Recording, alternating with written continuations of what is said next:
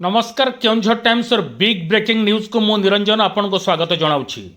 आसतु जानिबा आज केउंझर जिलार कोरोना स्थिति। आज नवेम्बर 19 तारिख गुरुवार। आज समुदाय लोकल कंटाक्ट 39 जन चिन्हट होती। आज सुधा जिले में 7174 कोरोना पॉजिटिव चिन्हट होती एवं एमानक मध्यरु आरोग्य लाभ कर सारे 6882। वर्तमान सक्रिय अच्छा 265 एवं दुर्भाग्यजनक भाव में 27 जन मृत्युवरण कर।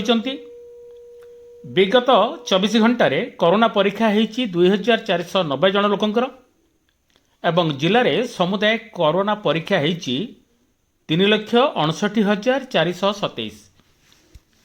गतकाली आरोग्य होती 50 एवं एसबू को देखिले आरोग्य हार हूँ 96.45%। आज जिलार दुईटा जगार अधिक कोरोना संक्रमित चिन्हित होती। गोटे हूँ केउंझरगढ़ म्युनिसिपालिटी 11 जन, घसीपुरा ब्लॉक रु 11 जन, चंपुआ ब्लॉक रु 9 जन, केउंझर सदर ब्लॉक रु 5 जन, झुंपरा ब्लॉक रु जड़े, जोड़ा ब्लॉक रु जड़े एवं घटगां ब्लॉक रु जड़े चिन्हित होती। जदि आम ब्लॉक वाइज बा म्युनिसिपालिटी वाइज डिटेल रिपोर्ट को जीवा ताहले चंपुआ ब्लॉक भंडा पंचायत रु जड़े, भूईपुर पंचायत रु जड़े, जजपसी पंचायत रु 3 जन, जाली पंचायत रु 2 जन, ज्योतिपुर पंचायत रु जड़े एवं रजिया पंचायत रु जड़े। से भली घसीपुरा ब्लॉक गड़बांधवाड़ा पंचायत रु 8 जन, गोहिरा पंचायत रु जड़े, तरीमूल पंचायत रु जड़े एवं पंडुआ पंचायत रु जड़े। से भली घटगां ब्लॉक गदाधरपुर पंचायत रु जड़े चिन्हट होती, झुंपरा ब्लॉक धनुजपुर पंचायत रु जड़े चिन्हट होती, जोड़ा ब्लॉक बलाणी पंचायत रु जड़े चिन्हट होती।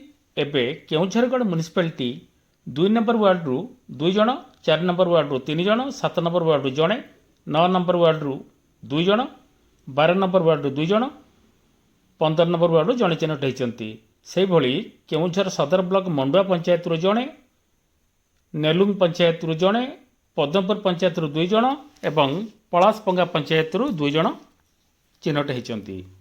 शेष में आम आपन को अनुरोध करूँ जे पर्यंत कोरोना वैक्सीन न आसी से पर्यंत अधिक सतर्क रहा पड़ो। कोरोना ठू दूरिया मास्क पिंधिबा, शारीरिक दूरता रखिबा एवं बारंबार आमको हाथ धोया पड़ो। नमस्कार।